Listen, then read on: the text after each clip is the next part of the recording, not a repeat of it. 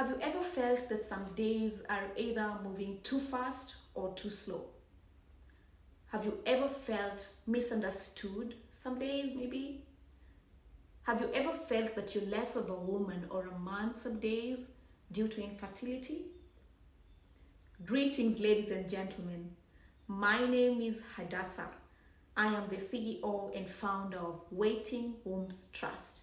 We are a Kenyan-based organization with 10,000 plus membership in Africa and beyond. Our organization seeks to create awareness on matters infertility and reproductive health. And we do this in partnership with fertility specialists, psychologists, other relevant bodies, and individuals. We have a very active online presence, which also gave birth to physical meetings. We envision a society where women and men dealing with infertility or subfertility, both young and old, are empowered, encouraged, and supported rather than stigmatized, shunned, and crushed. My summarized infertility story is 12 years trying to conceive, endometriosis, adenomyosis, ovarian cysts, fibroids, 4 surgeries, and tons of medications ranging from herbal, the African ones, to contemporary medicine. So we founded Waiting Wombs Trust not only to create awareness, but also to offer a wholesome support. Thank you again, Heidi, for the invitation and for organizing this event. I'm here as the voice of a woman, man, or couple dealing with infertility. It is not an easy road, mostly in our African setting, where womanhood or manhood is defined by the ability to bear children or to carry a pregnancy to full term. Growing up, this was the last thing in my mind. I never for one day imagined that I'd struggle having kids. In fact, I thought I'd be so fertile I'd probably need help with family planning. But hey, look at me 14 years later. Still pretty and still waiting. If I were to advise anyone in my shoes today or the younger version of me, this is what I'd say in 5 points. Number 1, take care of yourself. Infertility can push you to a corner of past pain and future fears, hence robbing you of the present. Don't allow it. Enjoy the now. Yes, the journey is tough, it is hard, but you have the power to choose what you focus on. Number 2, work with a fertility specialist. I wish someone told me this earlier.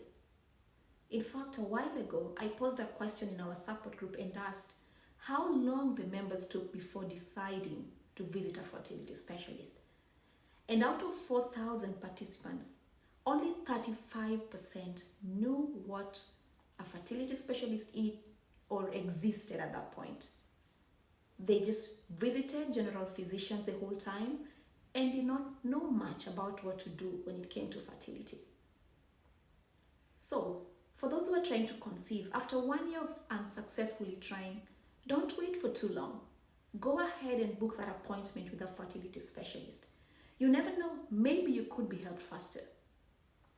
Number 3, it is not your fault. No, but let me say that again. It is not your fault.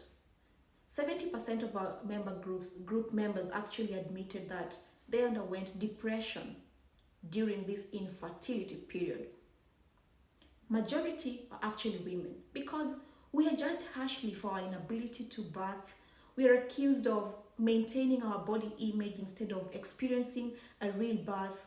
And our men are actually sometimes laughed at for not knowing what to do right or how to do it right, if you get what I'm saying.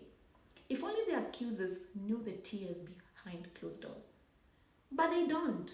So be gentle with yourself. Not everyone understands your journey. Number 4, men too. As I mentioned, our support group has over 10,000 members. And shockingly, out of this number, only 15% are men. On that note, let me throw a question to the men in the room. Would you publicly stand with your wife if she was bashed by society for being infertile? What if the medical condition leading to the infertility was male-related? Would you stand and tell, or would you let her bear the family burden? In a society where infertility is almost squarely blamed on women, I want to challenge men to help us change this narrative. If you see a woman abused online or physically due to childlessness, speak up. Stand up for her. Don't sit and say it's not your fault.